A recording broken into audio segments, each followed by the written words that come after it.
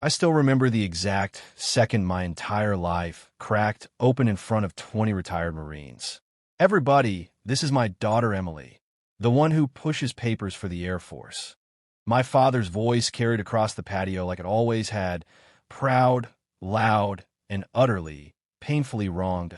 I was 46, a two-star general commanding the most classified rescue wing in the entire Department of Defense, and he just introduced me as a secretary with benefits.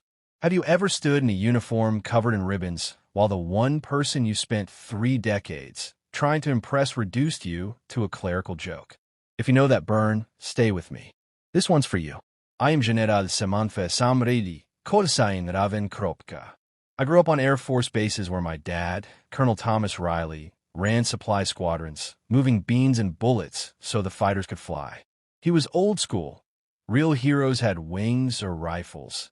Everything else was support. When I told him at 17 I wanted the academy, he laughed and said, "Women don't belong in cockpits, Sim. Pick something safe." I picked intelligence instead. Figured if I couldn't fly the jets, I'd at least make sure they came home. By 24, I was a captain running targeting pods from the back of an RC-135 over hostile skies. By 30, I was a lieutenant colonel building strike packages that ended wars most Americans never heard about. By 38, I made full colonel and took over a joint special access program nobody admits exists. Call it Task Force Phantom. We steal people back from places that officially don't exist. Dad never came to a single promotion. He sent cards that read things like, "Proud of you, kiddo. Keep those spreadsheets organized." I kept everyone in a box I never opened. The barbecue was supposed to be harmless. Dad invited his old squadron mates to his place outside Colorado Springs. I flew in from a classified location, still in my service dress blues, because I'd come straight from a Senate briefing. Sleeves. Short, sun high. My forearm tattoo was visible for the first time in years. A black raven clutching a broken chain, the number 99 in Roman numerals underneath. Only about 200 people on Earth know what that ink means. Colonel Jax Harlan, door kicker legend, 2 Bronze Stars with V, the real deal, was mid-story when his eyes locked on my arm. The patio went dead quiet. Even the grill stopped hissing. "General Riley?" he asked, voice suddenly small. I just nodded once. Jax came to parade rest without thinking about it. "Sir, ma'am, General, your task force pulled my team out of Valley in Nuristan in 21. Everyone said exfil was impossible.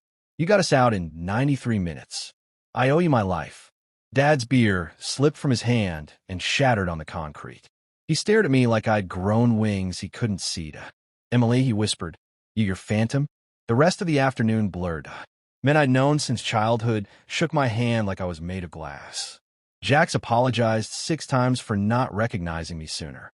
Dad stood frozen, face cycling through confusion, embarrassment, and something that looked a lot like fear. When everyone finally left, he and I stayed on the patio until the stars came out. He didn't sit. He just kept staring at the mountains. "Why didn't you ever tell me?" he asked. "I tried," I said. "Every time I opened my mouth, you changed the subject to someone else's kid who actually did something." He flinched like I'd slapped him. "I thought if I didn't make a big deal out of it, you'd stay safe," he said. "If I pretended it was just a desk job, maybe the world wouldn't take you from me." I laughed, but it came out broken. "Dad, the world already took its shots. I just never let it keep me." He started therapy the next week.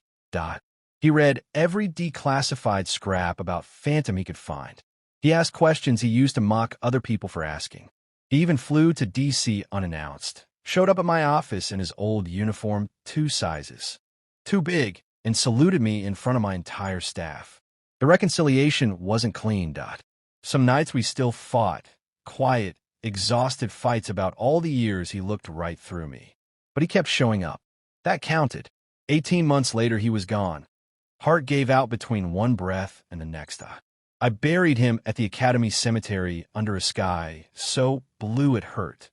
At the graveside, Jax, now a civilian, handed me a folded flag and whispered, "He bragged about you to anyone who'd listened the last year, ma'am.